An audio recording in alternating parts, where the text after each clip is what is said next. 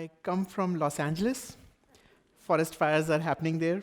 Just last week, there have been 8,000 fires just this year. 1 million acres of land has been gone to waste. There has been, just this year in the state of California, thousands of houses have been destroyed and many people have died. The hotter temperatures which make these forest fires more likely are becoming our new normal. I come from India, and things there are really bad. So what can we do about this? This would be my talk. My story starts in the state of Gujarat in 2010. After finishing my medical school and several public health degrees in public health from Europe, cool developed Europe, I landed back to India. And the first thing I noticed about that city, Ahmedabad, it's an industrial city large on the western part of the country, was that it was really hot. And look, I'm from India. I'm used to hotter temperatures, high temperatures, but this was extraordinarily hot. So I asked around, I asked other people, and I was told this was the normal here. It's either hot, as it was then in October, or it was really, really hot, as it is the case in summers. In fact, there was a heat wave just that year in 2010. Am I the only one who's feeling hot right now? With a slide on fires. Anyway, so then I asked around, I was thinking of the European heat wave, which happened in 2003. 70,000 people had died just in one summer in a cool, developed Europe. And I was thinking, India is poorer, it's much hotter, health system is not as well developed, maybe something like that may be happening there. I was told that wasn't the case. There was probably not too many deaths. For some reason, I just could not believe that. So I went and I counted the death certificates issued during that period, in the May period. And they were, yes, around thousands of excess deaths, 1,344 excess deaths in just 1 month, in the May of that year.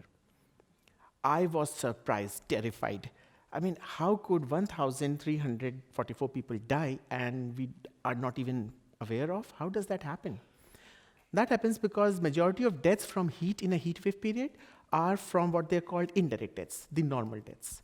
Sunstroke and heat stroke are direct deaths, and they are a very small part of the total deaths which happen during heat wave period. So these indirect deaths are what they're called for example, cardiorespiratory arrest, the normal deaths.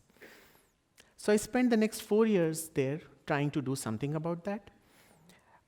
In a partnership, in collaboration with other partners, we went around surveying slum communities, investigating construction workers, people working outside, interviewing government officials, health department people, to understand what makes people at risk from heat. So based on these findings, we came up with a set of strategies and action items which would be helpful in dealing with these heat. So these are alerts, early warning system, health system preparedness, risk communication strategies. And based on these, we implemented these findings in 2013, and they have possibly saved thousands of lives. They are being implemented in other cities in India. So this was heat. And this is the deal with heat. It's an indirect killer in the sense that it affects the most vulnerable people who are living in the margins, at the margins. Unlike deaths from earthquakes and typhoons, deaths from heat are not visible. People die in their homes. It's the sick, the elderly, the poor, those who are working outside in the open, who have pre-existing medical conditions, who are sick. Those are the people who die. And that's why it doesn't really get the attention it deserves. Based on climate change findings, temperatures are likely to increase. For example, in Delhi, there are predictions that there would be around up to 200 days every year of temperatures above 95 Fahrenheit. So, I mean, these are the predictions. And it's not just humans, even the machines are giving up. We had the story in Phoenix where the planes couldn't take off because it was so hot, I think just this year. So I mean, that's the reality, and it's bad in developing countries. Things are bad, especially bad there because air conditioning, for example. Even though temperatures in the US are increasing, Fewer people are dying from heat waves because of the increased use of air conditioning. But, for example, in India, in developing countries, 300 million people, compared to almost the entire population of the US and India, doesn't have a power connection at home. Many other people do not have regular power supply. Those who have are not in a position to pay for air conditioning or the power bills which come with air conditioning. So what do those people do? Forget air conditioning. People do not have access to fans, right? Half of the households do not have an indoor supply of water or indoor toilet or a shower, a bathroom to take a shower in summer. So what would those people do? I mean, there are a billion of us there, and majority of them live in villages and go and work out in the fields in the agriculture sector. So that's the reality of it. It's not just the direct effects. There are also indirect effects. For example, heat climate change leads to a lot. We talked about migration. So I think 200 million people are likely to be forced to leave their homes from effects of climate change. And I mean, when populations of this order move, then they spread their issues. Conflicts are likely to happen from resource shortages, increasing temperatures, from migration. Similarly, workers who are working out in the open, they are exposed to higher temperatures. They have to take longer breaks. They don't feel comfortable wearing personal protective equipments, and so that's why there are higher incidences of accidents and injuries. Working conditions, even during winters, are above acceptable thresholds in terms of like occupational health and safety standards. They are far above those thresholds. We think it's the men who go out in the work, but women indoors, they're also exposed to really high levels of heat. The way it works is these houses are made of, in slum communities, for example, houses are made of corrugated tin sheets. I mean, they get heat up from there are not really any windows. There's no separate kitchen. So you're cooking in a corner, and there you're using cow dung cakes or wood shavings to cook. So it's smoky hot inside, it's sunny, dark smoky inside, and sunny outside on the heat. And since there is no indoor toilets, I mean, often women would intentionally dehydrate themselves, not drink water, so as to avoid going out to relieve themselves publicly in the daytime.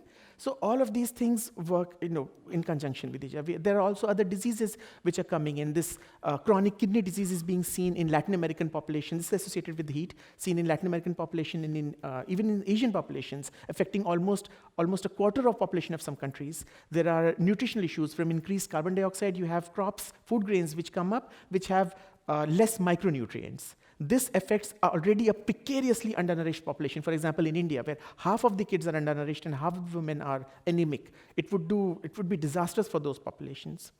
Coming to solutions, the thing with this challenge heat, in a sense, is these solutions are, there is no one-size-fits-all solution.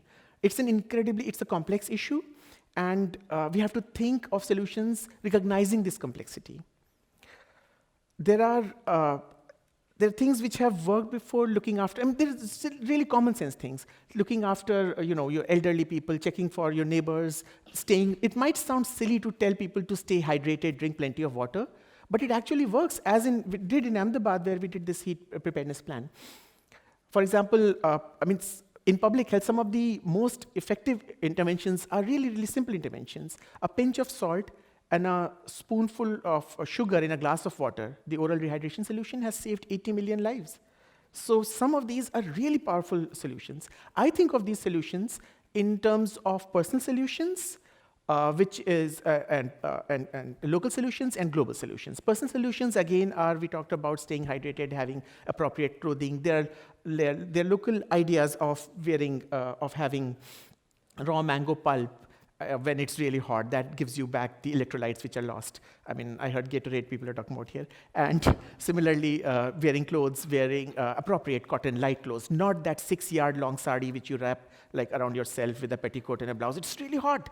So you have to think about, the clothing solutions and so on and so forth. Then there are the local measures, which is at the local city government level, so which is heat preparedness plans, which include weather alerts, heat hotlines, heat buddies, temperature forecasting, walk-in cold rooms, hospital preparedness. So all of these measures together, when heat waves are likely to occur, then city governments should do that. Apart from that, urban planning measures, greenery, forestation, planting trees, that kind of stuff. Then globally, we are looking at, of course, global agreements, emission reduction treaties, climate change, refugee resettlement issues, and of course, supporting researchers like me.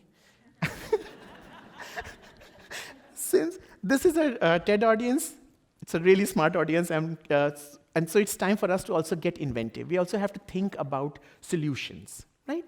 We have to, a grand challenge for us is to come up with an effective, low energy or no energy cooling solution for us, right? For example, geothermal. It could be pipes going in underground with circulating water. Water is moved through solar energy, and that cools the buildings, right? If we can come up with an MRI machine with superconducting magnets and absolute zero temperatures at really low energy consumptions, we sure can figure out a way to cool a building, like stop getting people roasted in those parts of the world. Other clothing measures, you could have phase change, thermal absorptive phase change materials inside clothing linings, which lowers the body temperature. Even a local contraption of having a pump, battery-driven pump, which carries water in the lining of a jacket, may do wonders to cool the body. The hope for us lies in this human capacity to adapt and survive. The solutions are there, and the solutions we can come up with them, but we first need to understand the complexity and the challenge which is facing us personally. And once we do that, we would be able to, and we will come up with these solutions. And we actually have to survive here. Thank you so much.